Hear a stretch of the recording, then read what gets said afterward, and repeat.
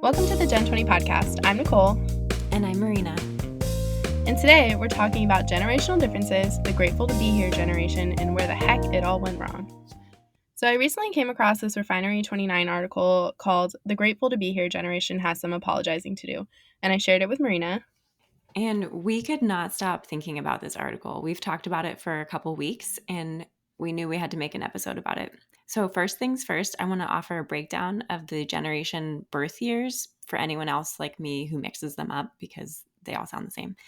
So Generation X is the generation of people born between 1965 and 1980. The millennial generation, also known as Generation Y, are people born from 1981 to 1996. And that is the main group of people we'll be talking about today. And then Generation Z is the generation right after millennials who are born in 1996 up to 2012. And for a reference, Nicole and I are the younger millennials born in 1990 and 91, respectively.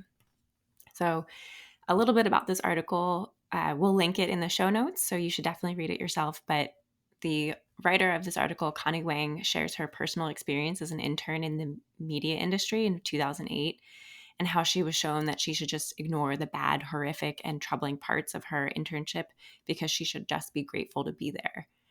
And then in the article, she mentions that the older millennials who graduated in the 2008 job recession are part of the grateful to be there generation. So Nicole, what do we think about this term grateful to be here generation? Like what's going on in your head? So there's a lot to unpack in this article. So I think kind of something we need to start with is how at the beginning of the article, she talks about how her boss, her superior, takes her out to a bar while she's underage and tells her not to mention this to HR, first of all, which should be a warning sign. But as she is, moving through her career, she's learning that there are these like unspoken rules in media where you just don't mention these things. And she goes further on to say that never go to HR for serious issues, leave it, brush it off, let their mistreatment of you fuel your rage, and eventually use that as a chance to derail your tormentors in the future. What? That's so problematic. Yeah, like I can't.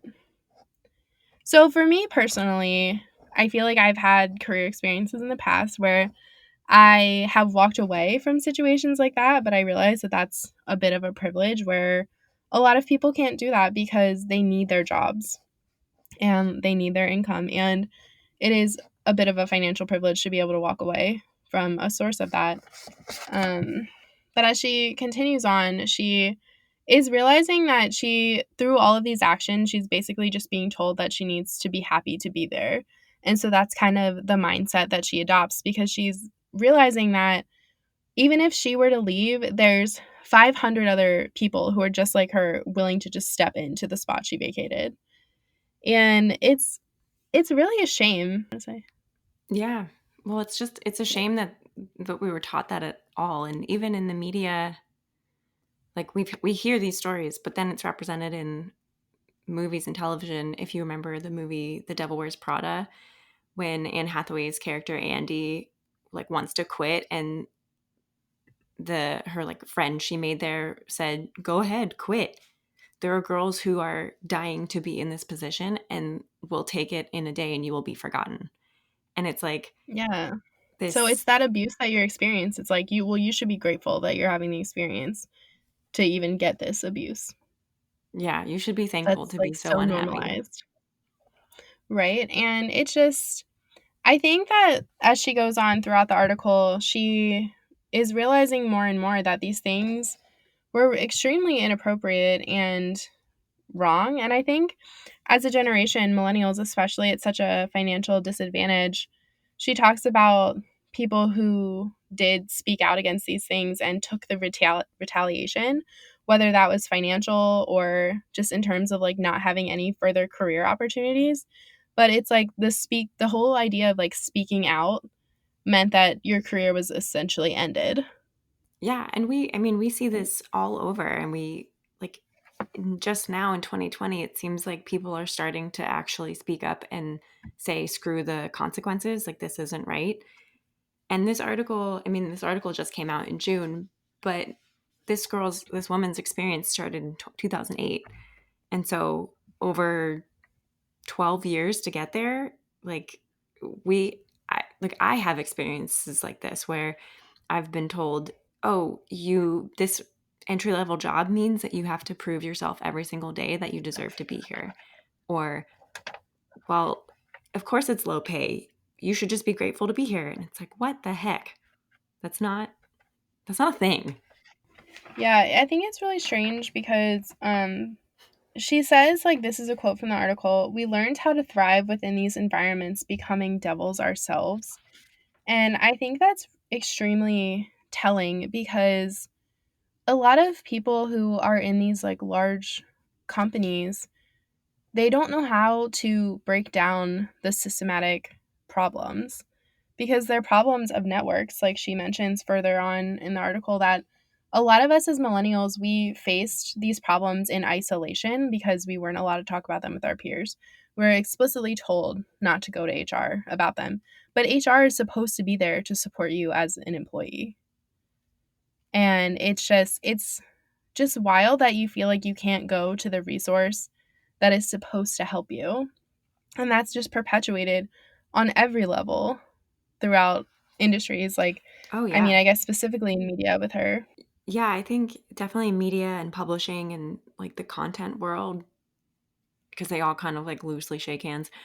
It's really predominant. And I mean, in my last job, I was kind of expressing frustration to my manager about how inefficient something was, and I had come up with a creative, helpful solution, and she said, "Oh no, that's not part of our job description. This is just how it is. You just have to be like, just do what we do." Like there was no room for growth, no room for change. And when I expressed frustration, she said, literally, "It's not your job." I was like, "Oh, okay, Okay, great. Thank great." you so much. So grateful to be here. Thank you for the opportunity.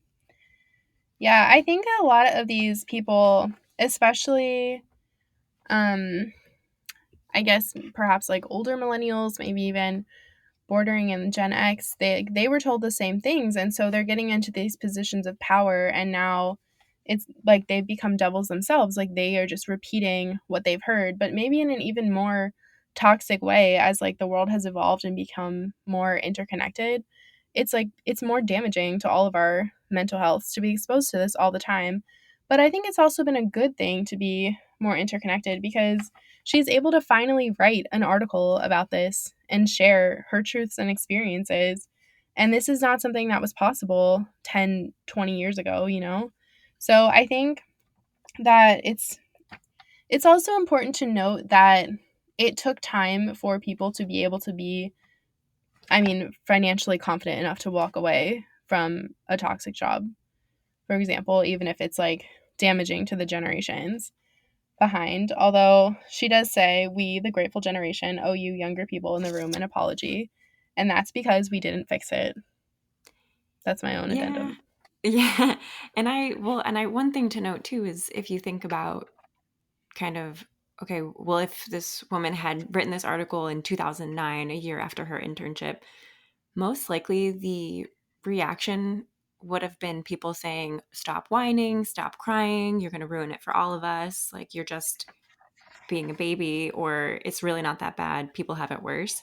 Whereas now, when we talk about these injustices, people are kind of rallying together. And I think there's something to be said for that, where we're kind of, and I think it's thanks to the Gen Z who are a little more free spirited and more willing to question things, because like I would never have questioned that. I would have just been internalizing all of the negativity and toxicity and like complained about it with my girlfriends, but continued to feel powerless. Whereas the younger generation who is kind of coming into their own in their careers right now are more willing to say like, "Hey, this isn't right." And I think like that gives the older millennials and the other millennials, all part of it, kind of the realization that they can use their voice too.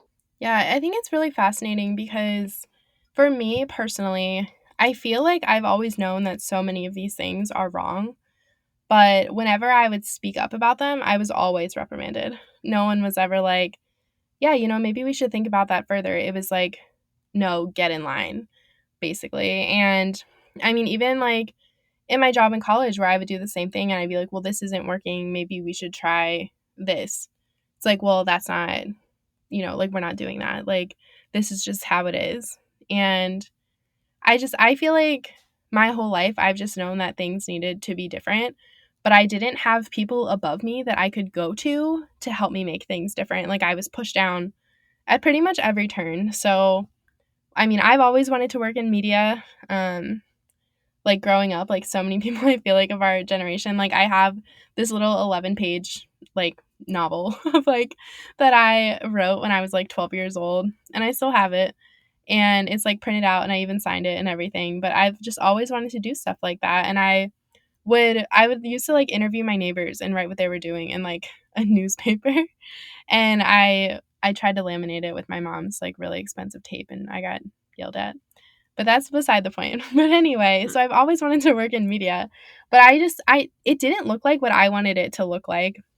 And I know Gen 20 is like not this huge like multi-million dollar publication, but it is something that I created because I wanted people to have a place to share their experiences no matter how small they felt like they were. And I wanted them to be like as almost unedited as possible. Like I want people to share their real raw emotions and what they're going through. So that's what I did. And I made a space for that. And I just I definitely would not have thrived in an environment like this. Like I would have been the person that quit and left. I've been in and out of these jobs for the last, how old am I? 29, the last 8 years, and I did not thrive either. I just kept like like a lunatic, just kept trying again, hoping for a different result. And Mhm. I always think about this because it still just baffles my mind. One of my last jobs, I was talking to my manager who, that's a story for another day, but basically I had a question, she didn't know the answer, so it was about a spreadsheet. So I like Googled it, figured it out, was so proud, and went to her and said, "Hey, I figured out that issue we were having with the spreadsheet we're building. I Googled it and here's the information." And she said, "Hey, it's fine if you tell that to me, but like never admit that you don't know something or that you Googled something."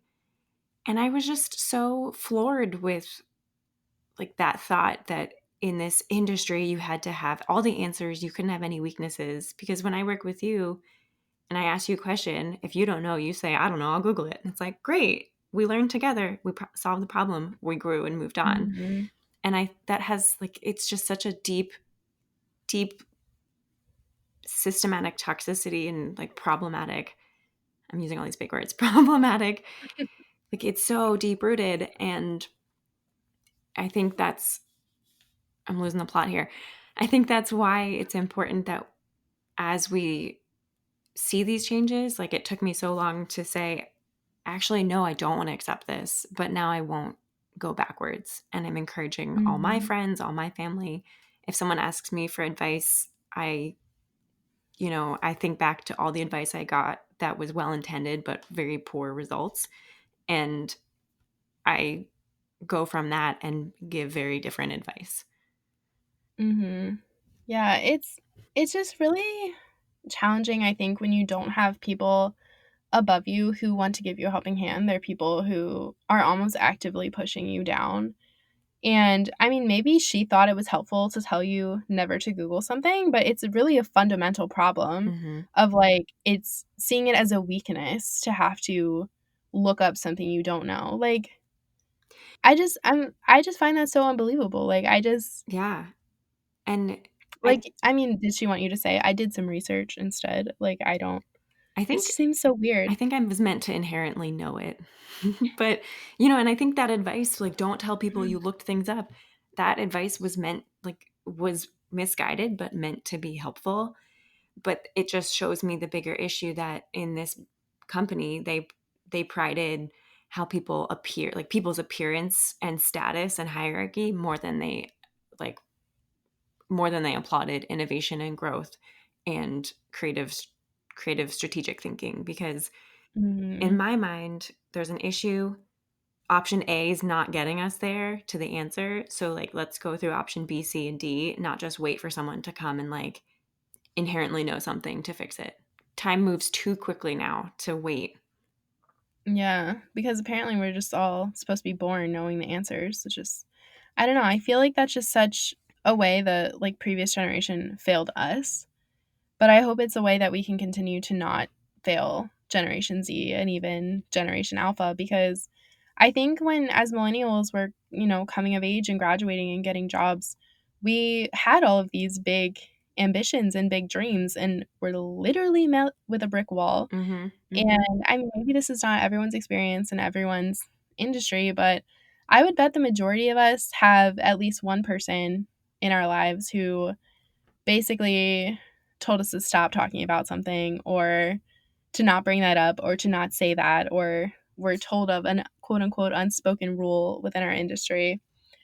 And to me, it's just so telling that that's like a universal experience.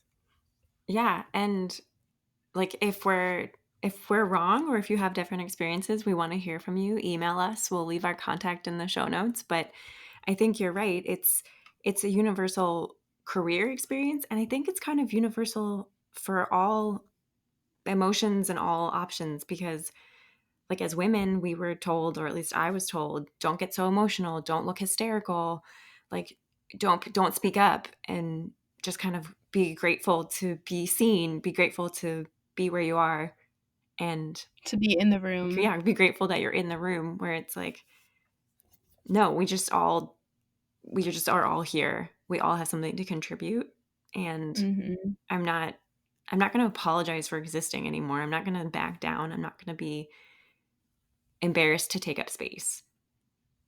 And this may quickly turn into a feminist rant against the patriarchy, so I will let Nicole take it back, but call me if you want to talk about that. Yeah. Maybe that's a future episode. Let us know if you would love to hear us talk about that. But yeah, I just kind of want to wrap up by saying that now that we as millennials are getting older, and the truth is, like, we are coming more into these positions of power where we can, help impact change for younger generations and, marginalized groups even. And it's the time where we can not just use our voice, but our power and our actions to actually make changes in the world. And I think that that's something that, unfortunately, just the way our generation came up, like, that's how the world was with social change and stuff. Like, things weren't, I mean, people really weren't talking about feminism like they were now. Like, even in high school, I feel like that was a new word to me and I didn't understand really what it meant. Oh yeah, or that it was like a dirty word that meant you hated people, hated men, and And like hated men. burned bras, which, fun fact, like burning bras is not a real thing. Like feminists didn't do that. Anyway, but but I think the important thing to kind of focus on is that you want to be reaching down to lift people up so that you can all raise yourself up, rather than putting your hand down to stop someone from achieving or getting ahead. And Mhm. and a call to action for all you listeners, like as the New York subway reminds us, if you see something, say something. So like, gone are the days that we are grateful to be here. We are instead going to speak up when things aren't quite right or are really wrong. And if we all do that, things will really, really start to change. And it'll be more the norm that you question and improve than just stay silent. Exactly. Okay, something new and fun we're doing this episode is we're going to read a listener review, because we've gotten a couple that have been just so, so meaningful to us. So Michelle S. writes, I've been following Gen20.com for a while and was so glad to see that they started a podcast. Marina and Nicole discuss topics that are so relatable to everyday life and are so fun to listen to. It's my go-to podcast to listen to on my daily walks. So shout out to Michelle. Thanks for listening. And this has been another episode of the Gen 20 podcast. This was another episode of the Gen 20 podcast. We hope you enjoyed, and if you did, please leave us a rating or review. We'd really appreciate it, and we'll see you next time.